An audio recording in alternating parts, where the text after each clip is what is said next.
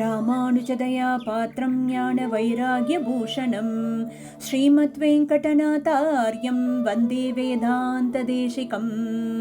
Wear புகழ் வில்லி புத்தூர் ஆடி பூரம் மேன்மேலும் மிக விளங்க விட்டு சித்தன் தூய திருமகளாய் வந்து அரங்கனார்க்கு துழாய் மாலை முடிசூடி கொடுத்த மாதே நேயமுடன் திருப்பாவை பாட்டாரைந்தும் நீ உரைத்த தையொரு திங்கள் பாமாலை ஆய புகழ் 143 அன்புடனே அடியேனுக்கருள் செய் நீயே. அஸ்மத் குருப்யோ நமக. அனைவருக்கும் அடியேனுடைய நமஸ்காரங்கள். திருப்பாவையினுடைய 13வது நாள். இன்றைய நாள் பாசுரம். புள்ளின் வாய் கிண்டானை பொல்லா அரக்கனை கிள்ளி களைந்தானை கீர்த்திமை பாடிப்போய் பிள்ளைகள் எல்லாரும் பாவைக்களம் பொக்கார் வெள்ளி எழுந்து வியாழம் உறங்கிற்று புள்ளும் சிலம்பினகான் போதரி கண்ணினாய் குள்ள குளிர குடைந்து நீர் ஆடாதே பள்ளிக்கிடத்தியோ பாவாய் நீ நன்னாளாள் கள்ளம் தவிர்ந்து கலந்தேலோர் எம்பாவாய். 8வது தோழி அவளை எழுப்பும் விதமாக இந்த பாசுரம் அமைய பெற்றிருக்கு. 8வது தோழியானவள் கண்ணழகி. அப்பேற்பட்ட போதரி கண்ணினாய் அப்படிங்கிற அந்த வார்த்தையை கொண்டு அனுபவிக்கலாம். உட்கண் அழகு உடையவள், ஞானத்தின் சீர்மை அவ்வளவு பளிச்சுன்னு இருக்கு அப்படிங்கிறத நம்ம அனுபவிக்கணும். இங்க கண்ணனையும் ராமனையும் சேர்ந்து அனுபவிக்கக்கூடிய ஒரு பாசுரமாக இருக்கு. இதற்கு முன் பாசுரத்தில் என்ன பண்றா? ராமனுக்கு நோன்புன்னு சொல்லி முன் பெண்ணை கூட்டிட்டு வரா. இப்போ இந்த பெண்ணானவள் கிருஷ்ண கோஷ்டியா இருக்கா. அப்போ 2 பேரையும் சமாளிக்கணும் இல்லையா? கிருஷ்ணனாக இருந்தாலும் ராமனாக இருந்தாலும் அந்த பரதத்துவம் ஒருவன் தானே, ஸ்ரீமன் நாராயணன் தானே. அப்படிங்கறதுனால 2 பேரையும் அனுபவிக்கிறா இந்த இடத்துல. புள்ளின் வாய் கீண்டானை, அந்த கொக்கு வடிவில் வந்த பகாசுரன் அப்பேர் அந்த அசுரனை, அந்த அசுரன் யார் அப்படின்னு கேட்டா பூத்தனாவின் தமையனாக இருக்கிறானா இவன். அவனை, அந்த கொக்கு வடிவில் வந்த அந்த அசுரனை பெருமாள் அழித்து கொன்றார். காத்திருந்துதான் அந்த கொக்கு இந்த கிருஷ்ணனை எப்படியாவது முழுங்கிடலாம் அப்படின்னு காத்துன்றதுதான். பெருமாள் என்ன பண்ணாரா? அவனுடைய வயிற்றுக்குள் சென்று அவனை கிழித்து பிளந்து கொண்டு வெளியே வந்து அவனை வதம் செய்தார். புள்ளின் வாய் கிண்டானை பொல்லா அரக்கனை. இன்னொரு கோஷ்டி தான் நம்ம பார்த்தோம் இல்லையா? ராமர் கோஷ்டிங்கிறதுனால பொல்லா அரக்கனான ராவணனை கிள்ளி கலைந்தவனை பாட வேண்டாமா நாம? அது என்ன பொல்லா அரக்கன் அப்படின்னா, அரக்கர்கள்ல எல்லாருமே கெட்டவா கிடையாதே, நல்ல அரக்கனும் இருந்தாரே, விபீஷணாழ்வான் இல்லையா? அப்போ இந்த பொல்லா அரக்கனை கொன்ற அந்த நம் ராமனையும் நாம பாட வேண்டாமா? இருவரையும் நாம சேர்ந்து பாடி ஆடி அனுபவிக்க வேண்டாமா அப்படின்னு சொல்லி, பெண்ணே பிள்ளைகள் எல்லாரும் பாவைகளும் போயாச்சு, நீதான் மிச்சம். சுக்கிரன் உதயமாயிடுத்து, வியாழன் அஸ்தமனமாயிடுத்து. இது காலை விடிந்ததற்கான காரணம் போராதா உனக்கு? இப்ப பறவைகள்லாம் சத்தம் போட ஆரம்பிச்சுடுத்து, புள்ளும் சிலம்பினகான். அதே சத்தம்னு நீயும் கேட்காத. இந்த பறவை சத்தமானது இறை தேடி போய் திரும்பி வீடு திரும்பியாச்சு. அப்படி இருக்கும்பொழுது நீ இன்னும் உறங்கி கொண்டிருக்கிறாயே, போதரை கண்ணினாய்.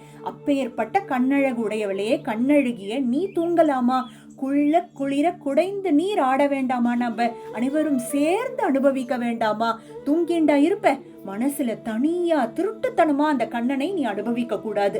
கோஷ்டியோட அந்த பெருமாளை நாம் சேவிக்க வேண்டும். எழுந்து வா, கள்ளம் தவிர்ந்து வா, எல்லாரோடையும் சேர்ந்து அனுபவிக்கணுங்கிற அந்த உத்வேகத்தோடு வா அப்படின்னு சொன்னாலோ இல்லையோ, இவளும் ஓடி வந்து இந்த கோஷ்டியில் இணைந்தாள். அப்படிங்கிறது தான் இந்த பாசுரத்திற்கான ஆச்சரியமான அர்த்தம். இதனுடைய நாராயணிய தசகம் என்ன நாம் அனுபவிக்க போறோம் அப்படின்னா, முதல் வார்த்தை புள்ளின் வாய் கிண்டானை. அதி ஆச்சரியமாக நாராயண பட்டத்தில் 50வது தசகத்தில் 2 வதங்களை குறிப்பிடுகிறார். வத்சாசுரவத வர்ணனமும் பகாசுரவத வர்ணனம் அப்படின்னு 5 பாசுரங்களால அனுபவிக்கிறார். நாம இன்னைக்கு அனுபவிக்க போறது புள்ளின் வாய் கீண்டானை. அந்த வரலாறு தான் நாம இன்னைக்கு அனுபவிக்க போறோம். வத்சாசுரவத வர்ணனம் முடியறது. பெருமாள் பண்ணி முடிச்ச உடனே, முதல் 5 ஸ்லோகத்துல பண்ணி முடிச்ச உடனே, அதாவது கண்ணு குட்டி வடிவுல வந்த ஒரு அசுரன். அந்த அசுரனை எப்படி பெருமாள் வீழ்த்துறார் அப்படின்னா, அந்த கண்ணுக்குட்டியை தூக்கி ஒரு மரத்து மேல அடிச்சு அந்த மரத்துல பூக்கள்லாம் அப்படியே பூத்து குலுங்கறதான். அப்படியே மேல இருந்து மரத்துல இருந்து அப்படியே பூக்கள்லாம் அப்படியே பெருமாளுக்கு அப்படியே வருஷம் மாதிரி மழை மாதிரி பொழியறதான். இதை இந்த பக்கத்துல இருக்கக்கூடிய அந்த நண்பர்கள்லாம் பார்த்து ரசிச்சுன்னு இருக்கா. இங்க பாரு கண்ணா, மேல இருந்தும் மழை பெய்யறது பாரு, அதாவது மழைங்கிறது பூமழை, மேல இருந்தும் பூமழை பொழியறது பாரு, மரத்துல இருந்தும் பூமழை பொழியறது பாரு, எப்படி சாத்தியம் அது? மரத்துல இருந்துனா நாங்க புரிஞ்சுக்கலாம், எப்படி மேகத்துல இருந்தும் பொழியறது அப்படின்னு சொல்லி சுரபிலதமா மூர்தன் யூர்த்வம் குத குசுமாவலி அப்படின்னு அந்த நண்பர்கள்லாம் நிபததி தவேத்யுக்தோ பாலைஹி அப்படின்னு அந்த மாதிரி கேள்வி கேட்கிறாளாம் கிருஷ்ணன்ட்ட. இந்த வத்சாசுர வத வர்ணனம் முடிச்ச உடனே கேட்கிறாளாம். அதுக்கு குருவாயூரப்பா சகேல முதை ரயக, அதாவது நீ சிரிச்சுண்டே ஒரு நமுட்டு சிரிப்பு சிரிச்சுண்டு ஒரு ஏளனமா ஒரு பதில் சொன்ன. உனக்கா தெரியாது, அது வானத்துல இருக்கக்கூடிய தேவர்கள் உனக்கு அப்படியே பூமழையால தன்னுடைய நன்றிகளை தெரிவிச்சுட்டு இருக்கா. ஏன்னா அந்த வத்சாசுரவன் அப்பேற்பட்ட துவம்சம் பண்ணிட்டே இருக்கான் தேவர்களுக்கும்ங்கிறதுக்காக அவனை அழித்து தேவர்களினுடைய சந்தோஷத்தை மீட்டு கொடுத்தாய் நீ. அப்ப அவ அந்த பூமழை பொழிந்து உனக்கு நன்றி சொல்ல, இதை நீ சிரிச்சுண்டே இதை எப்படி பதில் சொன்ன அவளுக்கு தெரியுமா? நீ ஜடித தனு ஜக்ஷேப நோர்த்வம். இவன் என்ன பண்ணானா, பெருமாள் சொல்றார், குருவாயூரப்பா நீ எப்படி பதில் சொன்னா, நான் வத்சாசுரனை தூக்கி மரத்துக்கிட்ட தான் அடிச்சேன். அந்த மரத்துல இருக்கிற பூக்களையும் அவன் எடுத்துட்டு அப்படியே வானத்துக்கு போய் வானத்துல இருந்து அப்படியே கீழே தொப்புன்னு விழும்போது அவன் விழுந்துட்டான். பூக்கள்லாம் கொஞ்சம் தாமதமா விழவே அது ஏதோ வானத்துல இருந்து வருதுன்னு நீங்க நினைச்சுட்டு இருக்கேன், மேல சென்ற பூக்கள் தான் கீழே விழுந்திருக்கு அப்படின்னு ஏமாத்திட்டானா. நண்பர்கள் எல்லார்கிட்டையும் சொல்லி குசுமனிகர சோயம் நூனம் சமேதி ஷனைரிதி, இதுதான் காரணம், வேற ஒண்ணும் மேல இருந்தெல்லாம் வானத்துல இருந்தெல்லாம் ஒரு பூவும் வரல, நீங்க நினைக்கிற மாதிரிலாம் ஒண்ணும் இல்ல, அந்த மரத்துல இருக்கிற பூ தான் வானத்தை நோக்கி போயிட்டு வானத்துல இருந்து கீழே விழுந்திருக்குன்னு பதில் சொன்னாராம் பெருமாள். அடுத்தபடியாக இந்த 7வது ஸ்லோகத்துல இருந்துதான் இந்த பகாசுர வர்தனம், அதாவது புள்ளின் வாய்க்கின்றானைங்கிற அந்த ஒரு வர்ணனம் ஆரம்பிக்கிறது. எப்படின்னா, இன்னொரு நாள் நீ நண்பர்களோடு எப்பயுமே மாடு மேய்க்கிறதுக்காக போயிட்டு இருப்ப. அன்னைக்கு அப்பேற்பட்ட வெயில், குவச்சன திவசே பூயோ பூயஸ்தரே பருஷா தப்பே, அப்படியே வெயில்ல நண்பர்கள்லாம் தவிச்சு போறாளாம். கொஞ்சம் தீர்த்தம் அருந்தினா நன்னா இருக்குமே அப்படிங்கறதுக்காக என்ன பண்ணாலாம், தபன தனையா, தப்பன என்றால் சூரியன், தனையா என்றால் மகள், சூரியனினுடைய மகளான யமுனை. சரி நம்ம யமுனைக்கு போய் கொஞ்சம் தண்ணீர் அருந்திட்டு வரலாம் அப்படிங்கறதுக்காக பாத்தப் பாத்தும் கதா பவதா தயக போனாலாம். எல்லாரும் நண்பர்களோட போனா, நீயும் உன் நண்பர்களோடு சென்றாயே குருவாயூரப்பா அப்படின்னு சொல்லி அப்ப என்ன பண்ணேன்னா, அடுத்த ஒரு அசுரனை கம்சன் அமுச்சு வச்சிருக்கான். பகாசுரன்கிற ஒரு அசுரனை அமுச்சு வச்சிருக்கான். வத்சாசுரன் வேலைக்காகல, அடுத்து பகாசுரனை அனுப்பணுமே, அனுப்பி வச்சிருக்கான். இந்த அசுரன் யார் அப்படின்னா, கொக்கு வடிவுல ஒரு அசுரன். கொஞ்சம் வித்தியாசமா இருக்கான், ரக்கைகள்லாம் அப்படியே ராட்சச ரக்கைகளா இருக்கான். அப்படியே பாக்குறதுக்கே அந்த கொக்கு ராட்சச வடிவுல இருக்கான். அதுதான் சொல்றான், சலித கருத்தம் பிரேக்ஷாமா சுர்பகம் கலு விஸ்மிருதம், அதாவது மலை வடிவில் இருக்கக்கூடிய ஒரு பறவைனா பார்த்துக்கோங்களேன். அப்பேற்பட்டு கொஞ்சம் வித்தியாசமாக இருக்கான்.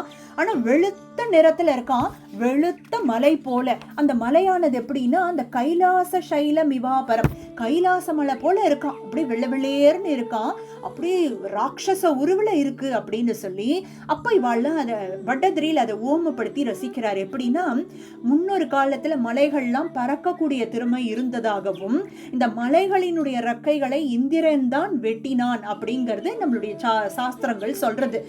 ஒருவேளை இந்த மலைக்கு மட்டும் மறந்துட்டானோ வெட்டுறதுக்கு அந்த ரெக்கைகளை அப்படின்னு சொல்ற அளவுக்கு நல்லா அப்படியே ஒரு ராட்சச வடிவில் இருக்கக்கூடிய சலித கருத்தம் பிரேக்ஷாமா சுர்பகம், அப்பேற்பட்ட ஒரு ராட்சச வடிவில் இருக்கக்கூடிய வெளுப்பான கைலாச மலை போல் இருந்தது.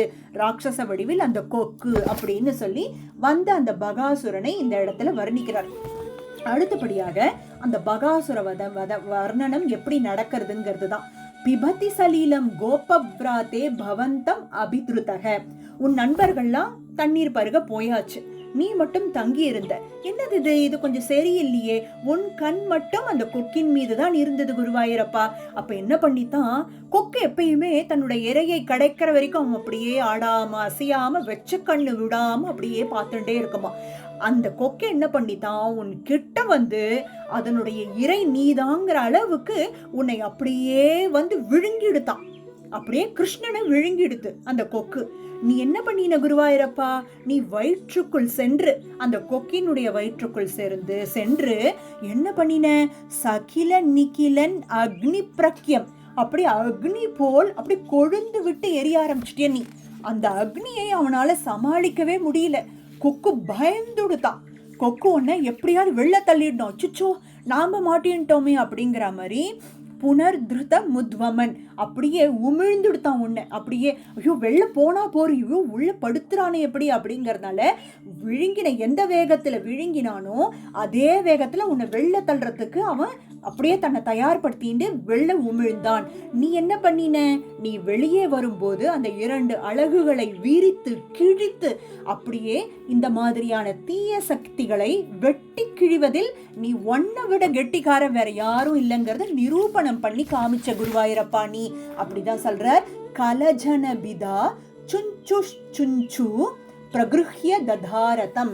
அப்பேற்பட்ட அந்த ஒரு ராட்சச வடிவுல வந்த கொக்க அழக அப்படியே விரிச்சு அவனை துவம்சம் பண்ணி அழித்தாய். பகாசுரவத வர்ணனம் வந்த மாதிரி இருந்தது, சட்டுன்னு அழிச்சுட்டாராம், சட்டுன்னு அவனும் மாண்டு போயிட்டானா அப்படிங்கிறது தான் இந்த இடத்துல 8வது ஸ்லோகத்துல வர்ணிக்கிறார். 9வது ஸ்லோகத்துல பட்டத்ரியில் அழகா தன்னுடைய கற்பனையை இந்த இடத்துல அழகா சொல்றார். எதற்காக சட்டுன்னு வந்தான் சட்டுன்னு போயிட்டான்?